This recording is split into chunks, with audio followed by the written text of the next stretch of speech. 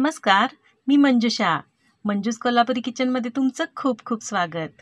आज आपण बनवतोय उपवासाच्या इडलीची रेसिपी आणि त्या इडलीबरोबर खाण्यासाठी उपवासाच्या चटणीची रेसिपी. ही इडली एकदम इन्स्टंट बनते. त्यासाठी आपल्या नेहमीच्या तांदळाच्या इडलीप्रमाणे आदल्या दिवशी वगैरे तांदूळ भिजत घालावे लागत नाहीत. अगदी उपवासाच्या दिवशी सकाळी नाश्त्यासाठी इडली खायची इच्छा झाली तरीही अगदी पटकन बनवता येते ही इडली आणि तितकीच स्पॉन्जीही बनते. चला तर लगेचच रेसिपीला सुरुवात करूया. उपवासाची इडली बनवण्यासाठी इथे मी 1 कप वरई घेतली आहे. याला भगरही म्हणतात. आणि हा पाव कप साबुदाणा घेतलेला आहे. तर सर्वात आधी हे दोन्ही आपल्याला मिक्सरला रवाळ असं बारीक करून घ्यायचं आहे. सुरुवातीला फक्त साबुदाणा बारीक करूया. अशा पद्धतीने थोडा रवाळ ठेवला आहे पहा. आता यामध्येच वरई घालून दोन्ही एकत्र अगदी 2-3 सेकंद ग्राइंड करून घ्यायचं आहे. तुम्ही पाहू शकता बाहेर तयार इडली रवा मिळतो, अगदी तसेच रवाळ हे मिश्रण बनलेले आहे. आता यामध्ये अर्धा कप दही घालायचे आहे आणि मिक्स करून घ्यायचे आहे. आणि आता थोडे थोडे पाणी घालत इडलीचे बॅटर बनवून घ्यायचे आहे. एकाच वेळी एकदम पाणी न घालता अंदाज घेत घेत थोडे थोडे पाणी घालत थोडेसे घट्टसर साधारण अशा कन्सिस्टन्सीचे मिश्रण बनवायचे आहे. जास्त पातळ बनवायचे नाही. आता हे 20 ते 25 मिनिटे असेच झाकून ठेवायचे आहे. इडलीसाठीचे मिश्रण भिजत आहे तोपर्यंत आपण इडलीसाठी लागणारी चटणी बनवून घेऊया. त्यासाठी इथे मी ओलं खोबरं खिसून घेतलेलं आहे. हे थोडेसे भाजलेले शेंगदाणे घेतलेले आहेत. 3-4 छोट्या हिरव्या मिरच्या घेतलेल्या आहेत. या कमी तिखट आहेत त्यामुळे मी इतक्या घेतलेल्या आहेत. तुम्ही तुमच्या तिखटपणाच्या आवडीनुसार मिरच्या कमी जास्त घेऊ शकता. आणि हा अर्धा इंच आल्याचा तुकडा घेतलेला आहे.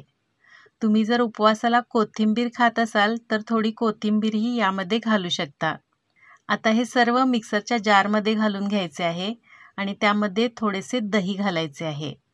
चवीनुसार मीठ घालायचे आहे आणि थोडीशी साखर घालायची आहे.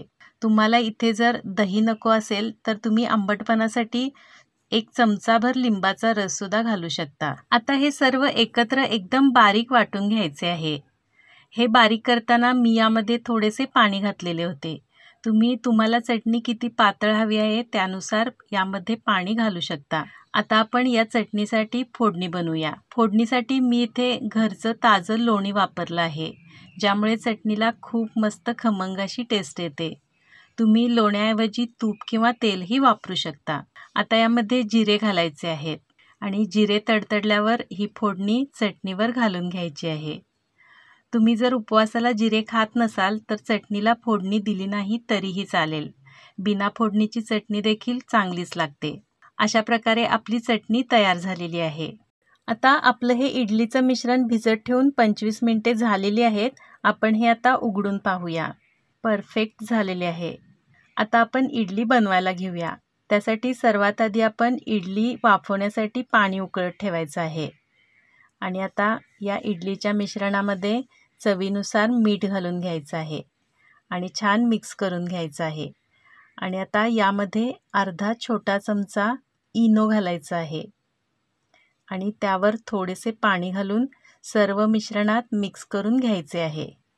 आणि वेळ न घालवता इडलीच्या मोल्डमध्ये मिश्रण भरून घेऊन लगेचच इडल्या वाफवायला ठेवायच्या आहेत. 10 ते 12 मिनिटात इडल्या वाफवून निघतात. 12 मिनिटे झालेली आहेत. आपल्या इडल्या व्यवस्थित वाफवल्या गेल्या आहेत.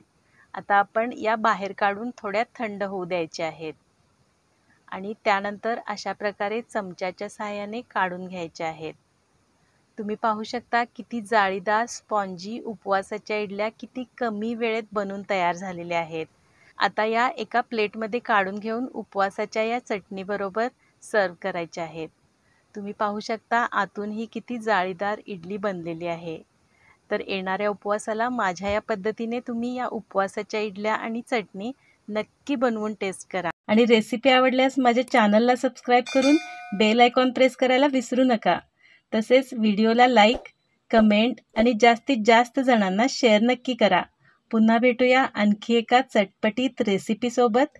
तोपर्यंत पाहत राहा माझा channel Manju's Kolhapuri kitchen. Thank you.